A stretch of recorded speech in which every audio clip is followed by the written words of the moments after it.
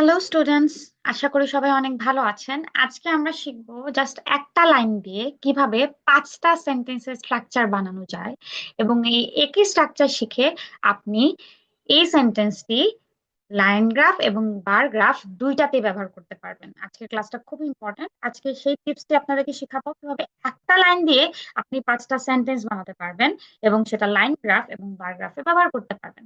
ওকে, তো আমি শুরুতেই আপনাদেরকে দেখাচ্ছি আমার সামনে কি কি আছে। লাইন গ্রাফ আছে।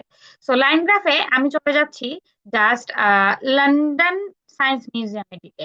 আপনারা যদি খেয়াল করেন, লন্ডন সায়েন্স মিউজিয়াম এটা হচ্ছে অ্যাশ কালারের দেওয়া আছে। এটা প্রথমে স্টিকি ছিল, তারপর আস্তে আস্তে আস্তে আস্তে ফল করা শুরু করে, এবং এই ফলটা হচ্ছে গ্রাজুয়াল ফল। ঠিক আছে, এটা আস্তে আস্তে ফল করছে, এটা একেবারে ফল করছে না।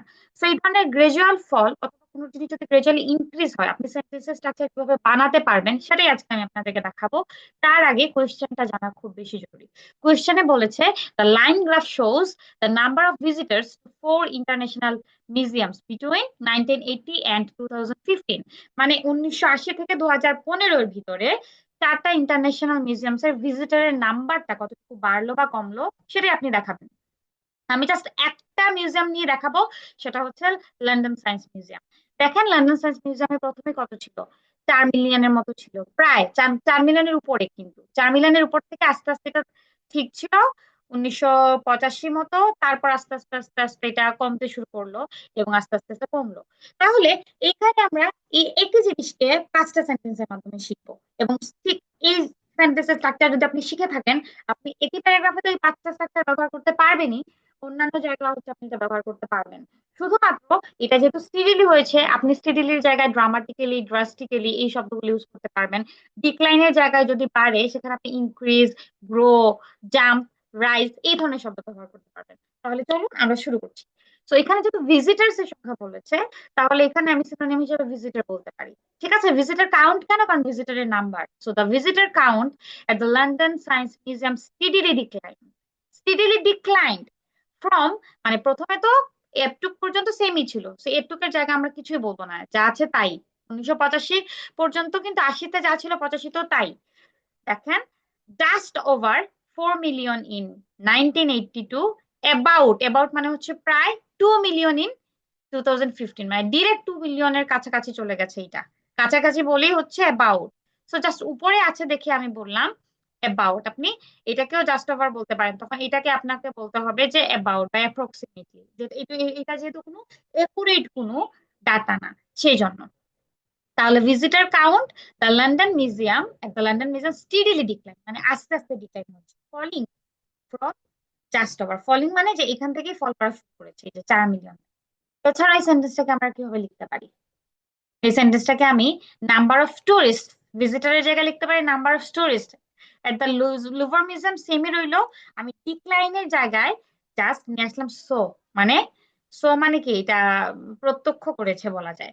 তো সো যদি এনেছি, আমি যেটা ডিক্লাইন করেছে, এখন এই জিনিসটাকে আমি হচ্ছে অন্যভাবে লিখবো। আর স্লো বাট কনসিস্টেন্ট, কেন? ওই যে গ্রাজুয়ালি এটা কমছে, ডিক্লাইনের জায়গায় লিখলাম ডিক্রিজ।